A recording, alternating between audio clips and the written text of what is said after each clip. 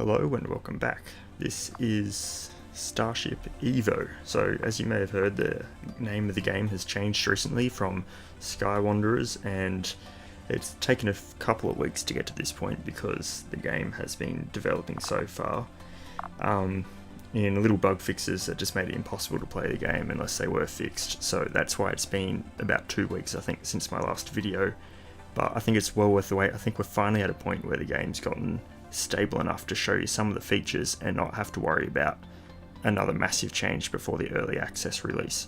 So that way, if people new to the game who are looking to buy the game as it comes out on early access in about under a month, I think it's like 3 weeks now actually.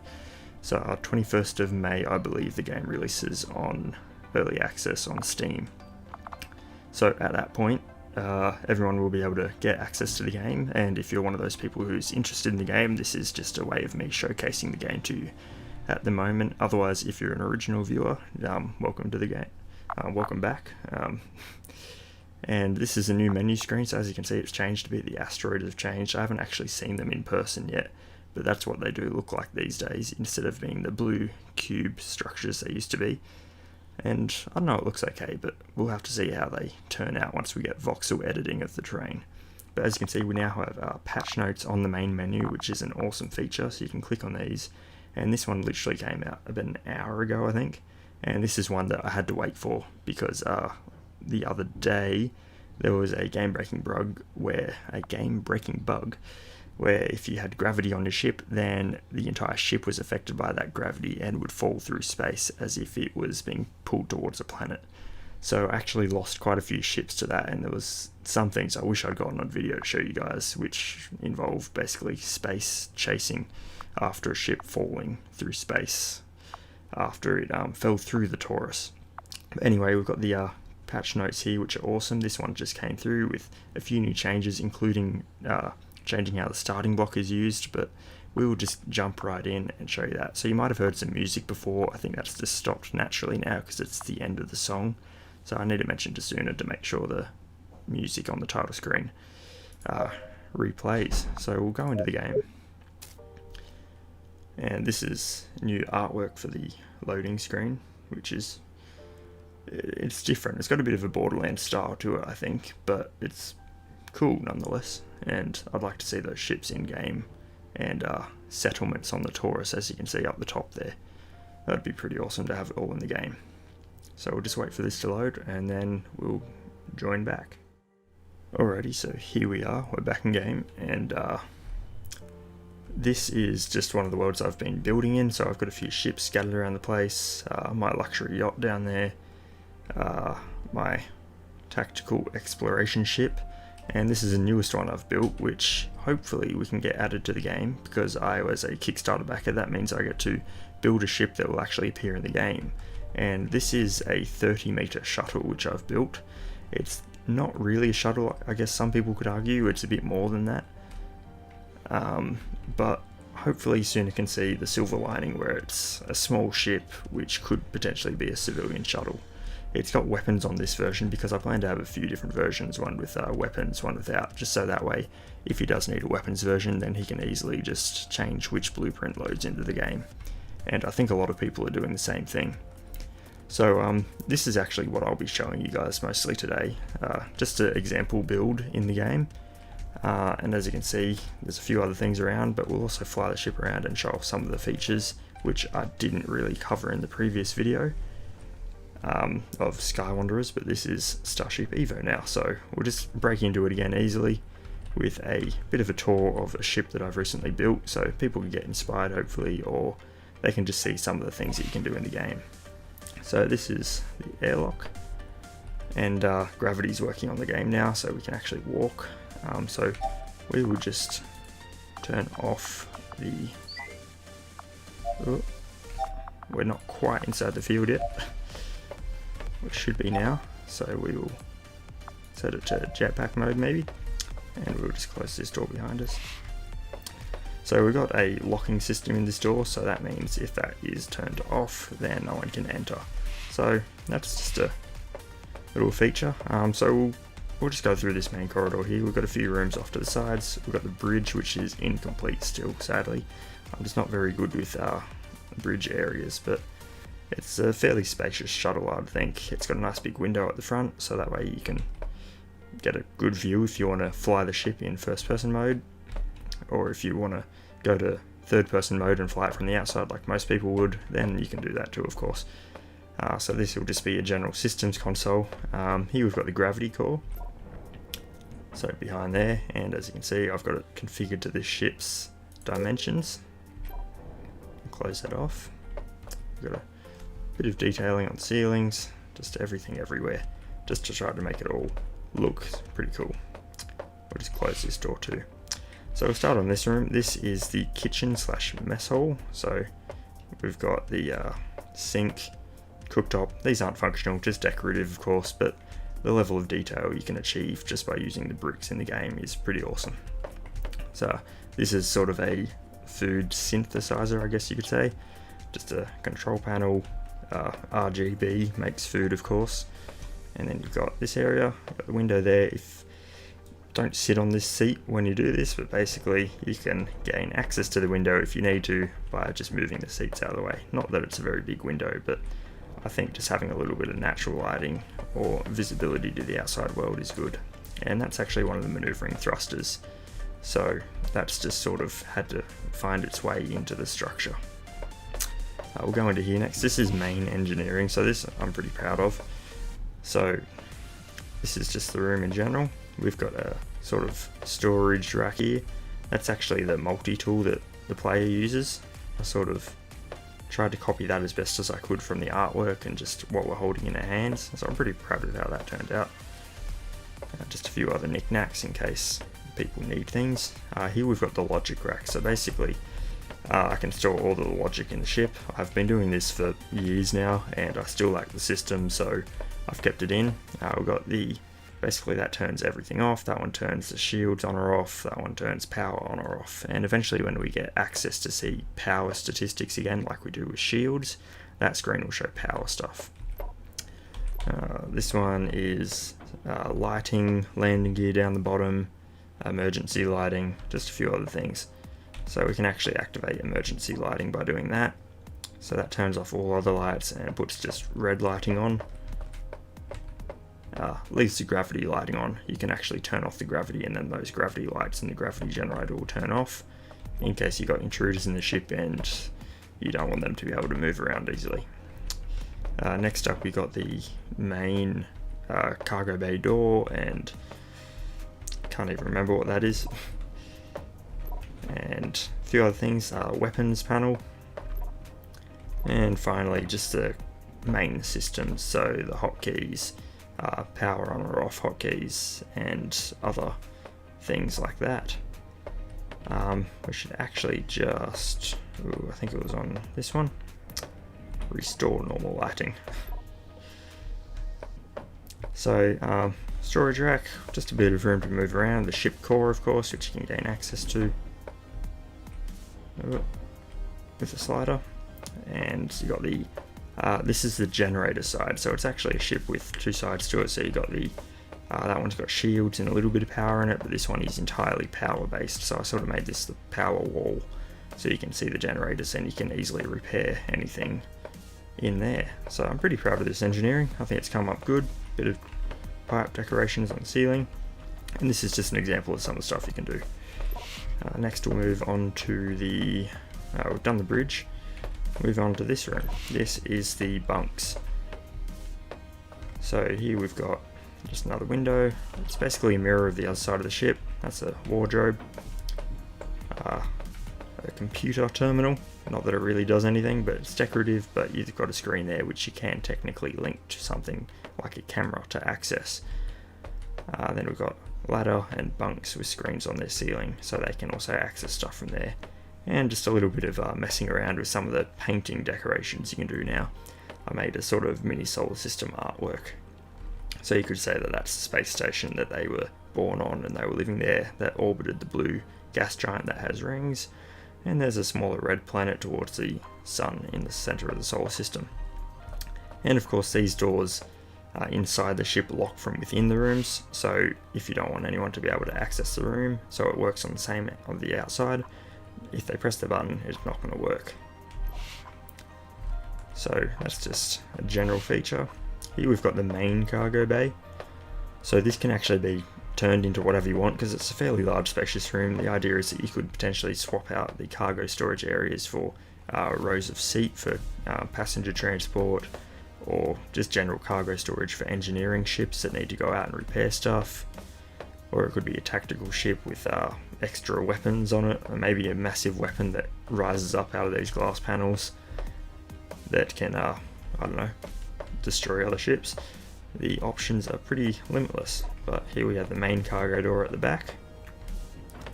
So there's a little bit of a cargo panel here, so that way you can just have stuff dropped off. So I'm thinking of putting a ramp that will lead down to the ground level, so that way you can just walk up from the planet, put stuff there. But that is that. We'll close it so you can see what they look like from the outside. We've got the Star Explorers logo there, and we'll just move on to the final room, which is secondary engineering. So this doubles as a general storage area, so we've got some storage crates here which are color coded by which department they're for. So you got orange, which is engineering department, blue, which is general department, yellow, which could be crew or science related. And so that's just a little system I've made up for my ships, which I plan to follow with. So yellow being part of the science department. Here we've got engineering department, so these could just be battery fuel cells. And then we've got some more science department, a giant gas canister. And here's the shield wall. So there's actually shields behind there. I wasn't sure what to do with this wall, but I figured fairly generally just being able to see if something is damaged behind a giant glass panel makes it pretty useful. And those are actually offset from when I accidentally mirrored it from the other side, so I just need to fix those decorations up. But otherwise, everything's looking fairly standard. So that's basically the ship. We'll just do a quick fly around outside. Oh, after we turn the gravity on. Cool. So we've got the maneuvering thrusters. So these are things you need to move to the sides now, up and down, to have general maneuverability, so you can also turn. So that's fairly straightforward.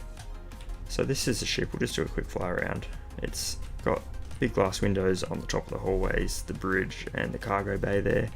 Some general decorations, just vents, pipes, air intake for the engines, in atmosphere anyway. More maneuvering thrusters which are hidden behind there. And then those ones that we saw inside the crew quarters and kitchen, they're just there. And then this is a tactical variation of the ship, so it's got some basic weapons on the front. They don't work so well, so I need to work on that. I need to add some actual turrets, I think. More maneuvering thrusters, and actually, yeah, that's right. I've added a convention so you can tell what sort of ship it is, so that way when it's spawned in, you can see this is a tactical vessel because it's got the red. If it was orange, it would be an engineering ship, and it would likely have more repairing cargo, and once we get them, hopefully giant repairing lasers. If it was yellow, it could be a science vessel. If it was green, it could be a passenger transport. If it's blue, then it's just a standard shuttle. So most of them will be blue because it's fairly multi-purpose. So we've got the engine pods there. Most of it is engines and the power cells. So basically most of the core systems are in the aft of the ship. So that means if you attack those, then you're probably going to disable the ship pretty quickly. And here's the cargo bay door from the outside. So I'm pretty happy with how that turned out too. So it's simple enough in my books, but also works pretty well. And you've got the big StarX logo there in the middle, and the main window, and the underside is fairly straightforward. Just a little bit of decorations, and more maneuvering thrusters at the back there, because I want it to be able to take off very quickly if need be, or at least move up very quickly, I guess. But you don't need them on the top, so I don't have any thrusters on the top, but I think I might try and fit those in somewhere. Now anyway, we'll go for a quick flight, so that way I can show you guys what it's like. Getting the walking speed just right takes a bit of effort. We'll take a seat, and we'll go into third person so you can see the new player models there. And then we'll control the ship. So there's engine power up sounds. As you can see, you can have a look at the ship. It's all pretty good. So I've got a few hotkeys linked up. So we've got number 1, which will do a blast door over the main window, just to add a little bit more protection because the glass isn't as strong as the actual hull. So just to add a bit of protection to the giant window. Next up we've got, which one's that? That's the big cargo bay door, number 2. And then we've got button 3, which should be all the other doors. I'll reopen them. And then button 4, which puts the ship into emergency mode, so condition red or whatever you want to call it. So we'll just turn that off and we will close the doors. So a few things that you can do now is you can actually use autopilot to take you to the nearest outpost or landing pads. So I never actually showed that when I first played the game after a little while, so we'll give that a go. We'll just fly around a little bit, see if we can find something to target. So I can hopefully target the cargo ship there. A little bit of a weird readout there, but that's okay. It's not very good at targeting. I remembered it being better, but of course it doesn't want to work properly whilst I'm flying the ship. So anyway, we will try to find a landing pad. From memory, they were up here somewhere. Yep, there we are. So you middle click on it to interact with it, and then you go engage. Ooh. Press tab. It's a bit awkward. So I think I just did engage autopilot to it. So that just light cruised us over to it, and it will get us close. And then if we interact with the pad,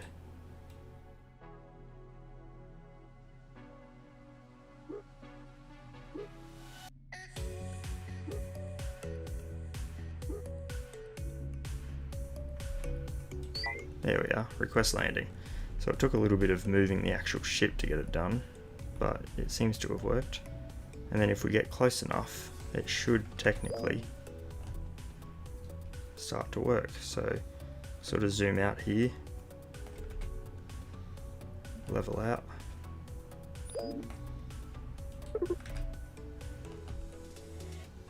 Ooh, maybe not level out as much as I wanted. You can see the maneuvering thrusters sort of firing there. And then if we press G, once we get closer, that lowers the landing gear. And hopefully, so the autopilot is actually doing all this now. I'm not actually controlling it. As you can see, it sort of magnetized me to it. It's flashing red, meaning it's taken, and it should start working in a minute. Bit slow, but we should hopefully get there in a minute. And then this one's actually in the ground, so it's a little bit awkward because it takes you straight to the middle where there's actually a bit of ground. So we're not actually level, but once we're here, we'll open the station and we can repair the ship or we can undock. So if we do that, then we actually exit our seat because we're no longer flying it. And as you can see, there's a loud banging and we're sort of bouncing around off the ground.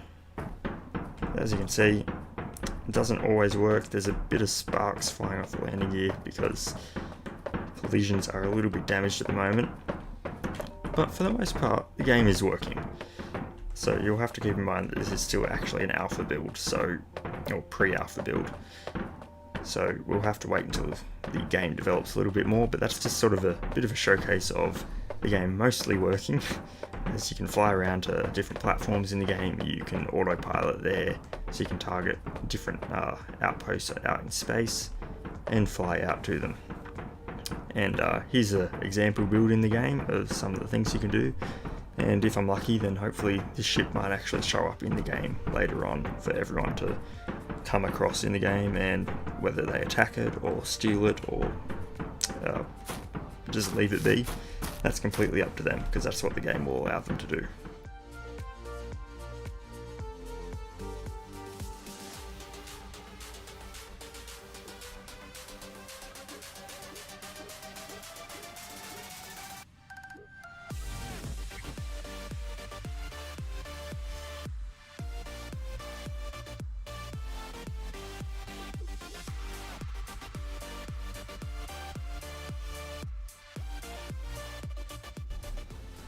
So I've actually ended the video at this point, but after I finally got things working in the game a little bit more, I decided I'd fly the ship back, as you would have just seen. And now I'm just sort of showing off a little bit of the weapons damage that you can achieve in game by destroying a previous version of my ship. So as you can see, the shields come down relatively slowly actually, because there's not very many weapons on this ship. But then the beams just slice through things, and as you can see, it took a moment for some of the damage to catch up. But the beams just slice through absolutely everything, given the chance.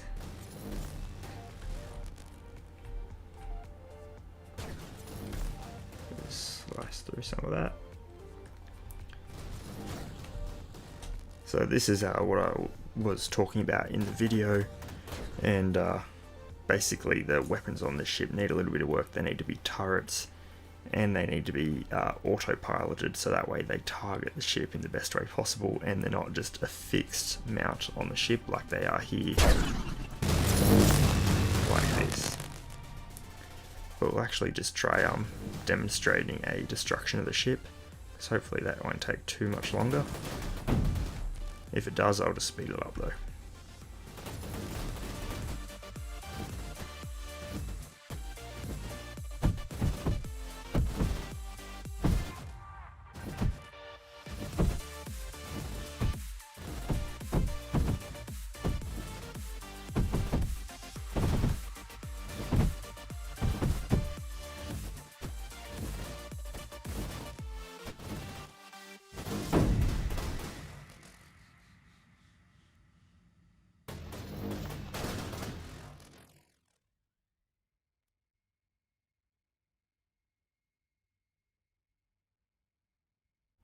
So there you have it, just a little bit of a destruction video.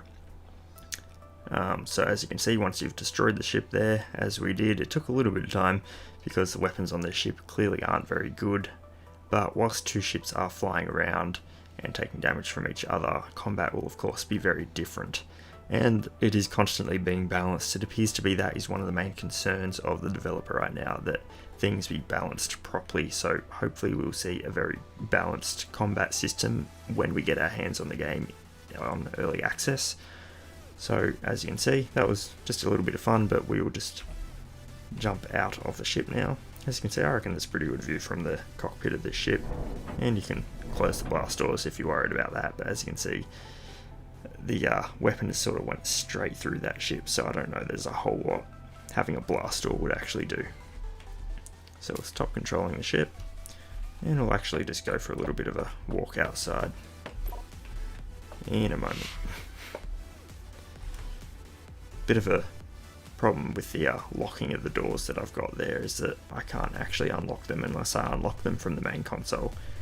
But as you can see, presuming gravity would still be working on this ship, there's not a whole lot of the ship left. So the cargo bay is completely destroyed. So this is what you have to do to a ship basically to get it to be destroyed by hull damage. So you saw what you have to do for hull damage. Heat damage is a little bit different, which everyone else says is very easy to achieve by destroying the ship rather, by making it overheat. And I haven't been able to do that on a single ship yet, but hopefully I'll see that in some future version of the game. Once I've worked with weapons more and maybe done my weapons showcase video, which I plan on doing soon. But as you can see, that's all fairly straightforward, not much of the ship left. And if you get the repair laser beam to see where the blocks are meant to be, there is considerably not much of a ship left. So I would definitely count that as destroyed. And I loved the effects and the sound effects whilst we were destroying the ship. The explosions when you took out, say, a thruster or some power generator. Like, there was a pretty big explosion when I took out these maneuvering thrusters from memory. And as you can see, repairing it is just as easy as destroying it. Of course, it will take a little bit longer to manually repair every single block. So you would repair the ship to the best of your ability and see if you can fly it over to a repair station and just repair it that way. So we'll actually try to get the gravity system back. And activate it. Like so. So not much of the ship left, but you get the idea. I hope you enjoyed that little snippet which I did towards the end of the video, and I'll see you in the next one.